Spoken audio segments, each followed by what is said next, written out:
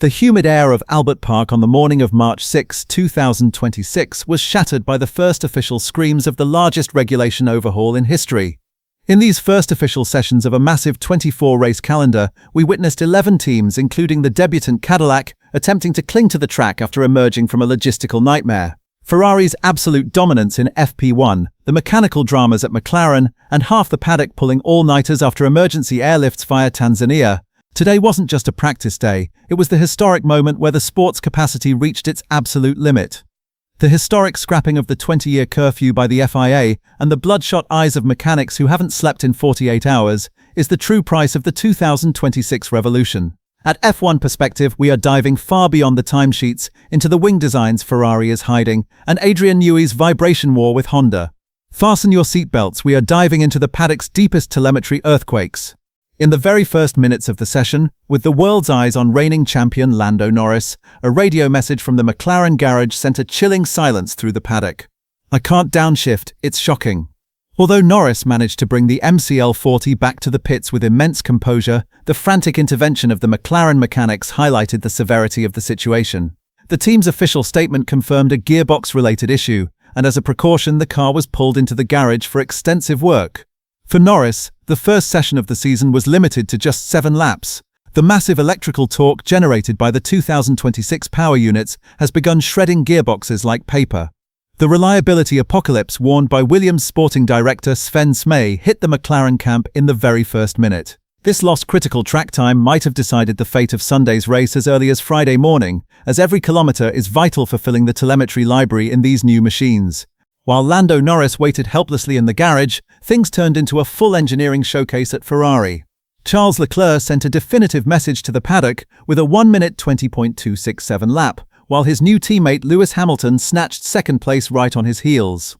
Ferrari's SF26 looked as stable as a train on tracks over the bumpy and slippery surface of Albert Park. Ferrari's success in this session wasn't just about raw speed, it was rooted in the seamless integration of their new straight mode system. While focusing on understanding the floor's entire operating envelope, the team completed the session without a single reliability issue, unlike their rivals. Max Verstappen and Red Bull finishing half a second behind Ferrari was the first major telemetry data point proving Maranello is the new boss. While Ferrari's new front-wing design focused on optimizing balance range began bearing fruit from the very first lap. The question everyone is asking, why was Ferrari's famous inverted rear wing, the Macarena wing, which left rivals sleepless in Bahrain, missing from the track today?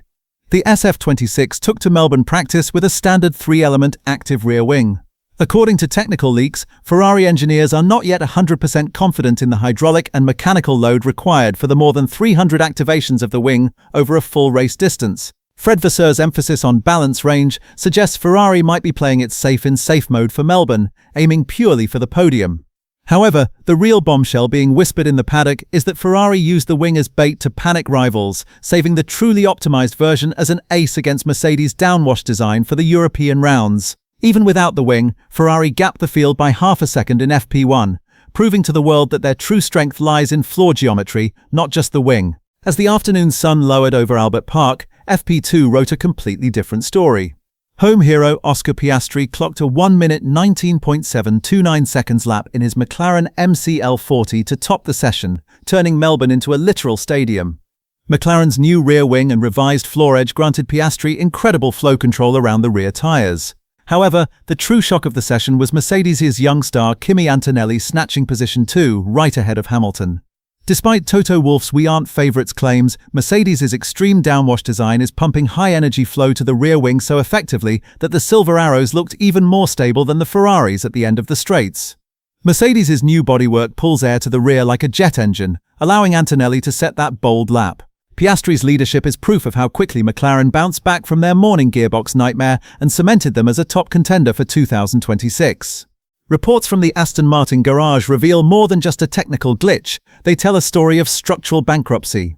Adrian Newey was remarkably candid before the cameras, admitting to the paddock's biggest crisis. "We are down to our last 2 working Honda batteries. The savage harmonic vibrations generated by the 2026 Honda engine are physically shredding the battery cells." Newey explained that Honda has prohibited low fuel runs until the issue is resolved, as the fuel's weight acts as a damper for the battery. Even with mechanics working until 4 o'clock in the morning after the curfew was scrapped, they couldn't stop the vibration crisis. If Alonso or Stroll loses another battery during qualifying, Aston Martin might start on Sunday with only one car or none at all. Seeing a genius like Newey helpless against this crisis is the bitterest example of how 2026 is pushing logistical and technical capacity to the brink. The Audi R26 arrived in Melbourne with narrow vertical inlets reminiscent of Mercedes' infamous but failed zero-pod design. Audi claims this concept creates a unique geometry with the floor and rear bodywork, boasting perhaps the most extreme downwash bias on the grid. Meanwhile, the FIA officially announced the blue light sequence to solve the turbo lag issue. Before the 5 red lights, panels will flash blue for 10 seconds to allow drivers time to spool their turbos. Ferrari was the most resistant to this rule, as they had already solved the lag with their small turbo design. By stretching this rule for everyone, the FIA has slightly blunted Ferrari's plan to hunt the paddock off the line. Over at Haas, the massive vertical vane integrated into the floor body stood out as one of the most radical solutions on the grid for managing tire-wake structures.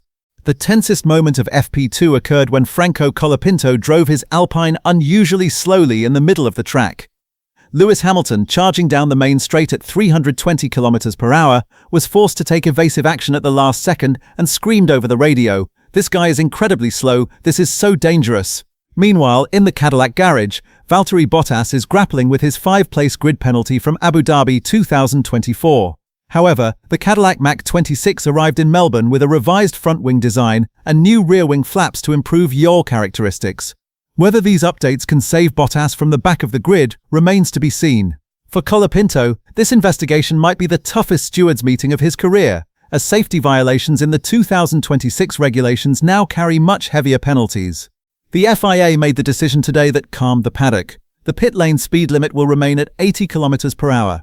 Claims that the speed would drop to 60 due to the 11th team's arrival were officially debunked as fake news. This keeps the door open for strategy wars, undercuts, and aggressive two-stop races in Melbourne. Over at Red Bull, Max Verstappen stalling in the pit lane during FP2 and struggling with lockups in both sessions suggests the RB22 has yet to adapt to Melbourne's low downforce mode. Red Bull took to the track with a far more traditional aero package compared to Ferrari and Mercedes, and the concern on Christian Horner's face whispers that the paddock's power balance has shifted. Red Bull's new nose design, intended to provide more load, has so far failed to provide an answer to Ferrari's balanced SF26. As Friday ends in Melbourne, only one truth remains. The 2026 revolution spares no one, and no amount of investment can prevent a logistical apocalypse or a technical failure. Ferrari said, "We are here" in FP1, Piastri sent the "This is my home" message in FP2, and Aston Martin is simply praying to make the grid with both cars on Sunday. In tomorrow's qualifying, under those blue lights, we'll see whose turbo spools fastest and whose gearbox can withstand the massive torque of 2026. Do you think Piastri's pace is just a temporary PR show, or is McLaren truly ready to hunt Ferrari in its own backyard? What are your thoughts on Aston Martin's battery crisis? Let's ignite the debate in the comments. Discuss this technical apocalypse and your qualifying predictions from every angle. Stay tuned to F1 Perspective for every last-minute leak and telemetry earthquake from the Melbourne paddock. Don't forget to subscribe and hit the notification bell right now. Wishing you the smartest, readiest, and fastest exit from the pits. Stay fast, stay smart.